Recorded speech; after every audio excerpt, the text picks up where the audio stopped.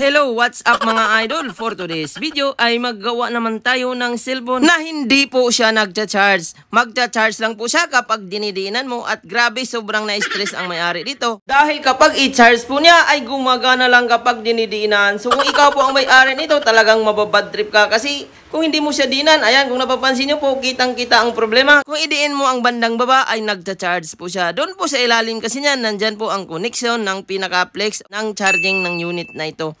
Ayan, nung binibitawan ko po siya, nawala. Nung dinidiinan natin ay bumabalik ang charging at nawawala siya. Ayan, nawawala po yung turbo. Ayan, pagbitawan po natin, kung napapansin nyo po, nawala din po yung kidlat. Pero kapag dinidiinan natin ay gumagana po ang charging. Ayan, lumabas po ang fast charging at nawala. So ano ba ang naging issue nito? Ayan, dito po sumakit ang ulo ng may-ari pala nito.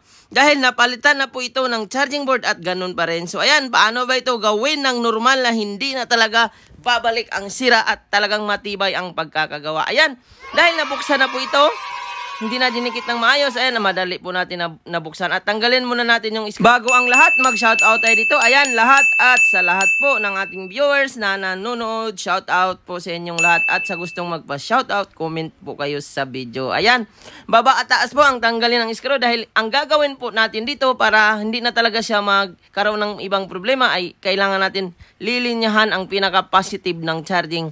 Ang dami ko na pong ginawang ganito mga idol ay talagang sulit talaga ang pagkakagawa. Ayan, kung napapansin niyo po ang charging board niya ay bago na po yan. Napalitan na ito ng may-ari kaso lang ganun pa rin siya. Kaya na-stress talaga ang may-ari dito. At ang ginawa ko po dito, ayan, mamaya mapanood niyo po kung paano natin gawin ng normal na hindi na talaga siya babalik ang sira. So ito po yung charging flex, tinanggal ko po siya. Connected po yan sa charging, papunta sa baba sa SIM card. Charging, vibrate, speaker po yan, magkakasama po yan. Ngayon, madalas po ang problema nito, ang pinaka-issue nito ay yung maluwag ang saksakan ng charger. Kahit palitan mo siya ng charging board ay ganun pa rin, hindi siya magcha-charge ng normal. Or minsan, nababawasan ang laman. Kaya ito po ang gagawin natin. Tester po natin ang linya muna, hanapin natin yung positive kasi ang kailangan po talaga dito, lumuluwag po talaga ang linya nito. Kaya ayan, hanapin natin yung positive at negative. So yan, ito po yung ground. Yung pangalawa, yung sa gilid, positive po yan. Ayan, kung napapansin nyo po, mahina po yung palo. So, yung tuldok na yan at yung pinaka-connector ay iisang linya lang po yan. At dito natin i-jumper sa baba. Dito po natin i-jumper. Ayan, kung napapansin nyo po, yan po yung pinaka-linya niya. So, jumperan lang po natin para maging normal. Kasi madalas po ng mga ganitong unit, kapag meron talagang flex, ay madalas yung pinaka-connector ng flex ay doon po lumuluwag. Kaya katagalan, kailangan mo lang siyang dinan. Ayan, yan po yung pinakalinya. Iisa lang po yan sa may tuldok at yung gilid ng konektor. Dito sa tuldok, dito natin ilagay ang jumper. So, kahit palitan mo talaga siya ng charging board, ay ganun pa rin. So, ayan, kung napapansin nyo po, yung charging board niya sa baba ay kulang-kulang ang mga pyesa. Ganyan po yan kapag replacement na. So, hindi na po siya original, kulang-kulang na ang mga pyesa. So, bawas na ang mga pyesa sa mga replacement. Kaya, dapat kung meron kayong ganitong unit na maluwag ang saksakan or minsan nababawasan lang siya, ang gagawin nyo po ito, jajampiran lang po ang linya ng positive. Kasi dyan po madalas talaga sa mga may mga flex ay lumuluwag po talaga yung katagalan. Kaya ang mangyari, pababa yung karga o minsan kailangan mo talaga siyang diinan para mag-charge. Sa tingin mo mga idol, kung ganito ang cellphone mo, kailangan mo pa siyang hawakan bago ma-full charge. Kaya mo kaya hawakan sa loob ng 1 oras or 2 oras? Comment down below. Ayan mga idol. So kailangan talaga yun. Ayan, sa gilid-gilid lang po ang linya na ilalagay natin. So yan po yung the best technique dito. Kasi ang dami ko na pong nagawa talaga nito. Lahat po nagiging success at talagang back to fast charging na siya. Ayan, ganun lang po kasimple ang ginawa natin. Ang gagawin ulit natin para sipo ang jumper na ginawa natin ay takpan po natin. Ayan, kuha lang tayo ng konti at maglagay tayo ng konting allowance para pag in case nahatak-hatak ang pinaka-jumper ay hindi siya napuputol. Ayan. So, i-place nyo lang po ng tama para in case kung sakali man mabagsak siya ay hindi po siya napuputol. Ayan, baba at taas po ang gagawin natin. Kailangan mo talaga na mayroong ganito para in case naman siya magkalaglagan or mabagsak-bagsak ng malakas ay hindi talaga siya napuputol. Ayan, lagyan natin ng konting allowance. So, baba at taas po yan. So, ang jumper kailangan medyo mahaba po ng konti. Ayan, pati po yung jumper sa gitna ay kailangan natin matakpan para iwas naman mapuputol siya. So, ayan, nakadikit na po siya.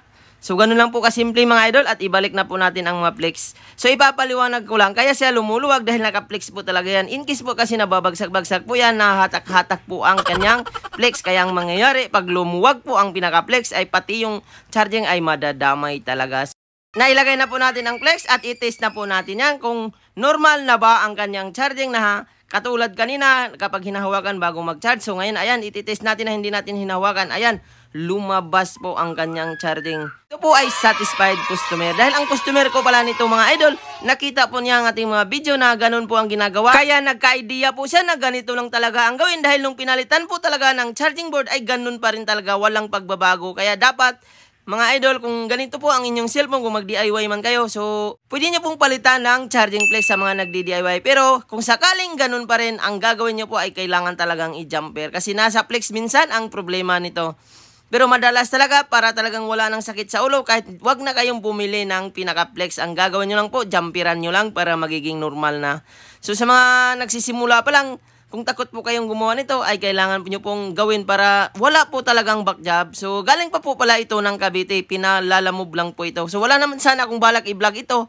Pero dahil nakita ko po na ang nangyari talaga na dinidiinan lang ay sinishare ko na po sa inyo para magkaroon po kayo ng idea kung paano ito ginagawa. So, ayan, dahil kanina, sobrang dami po ng dikit na nilagay dito, nilagyan ko na siya ng double adhesive tape. So, madali na siya maangat kanina dahil kunti lang ang dikit na nilagay. So, ayan, fit na fit pa rin ang takip at i-test natin ulit mamaya. Kasi minsan kung mali po ang pag-jumper mo nito, napuputol po yun pag nagkamali ka. So, ayan.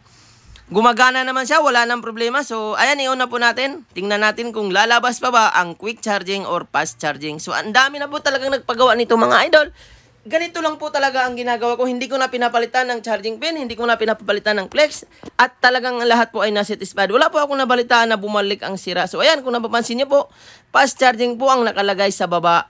Ayan, lumabas na rin po yung quick charging at talagang normal na po ito. So, 1 week na po ito bago ko po ito in-upload. So, nagawa na po ito.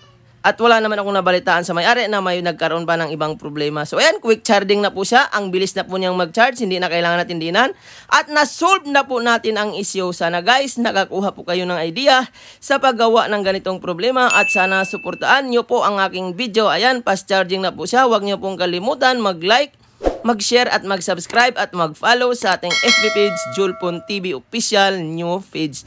Maraming salamat po. Sa gusto pong magpagawa ay PM lang kayo sa aking FB page, Julpon TV Official New Page. Maraming salamat po.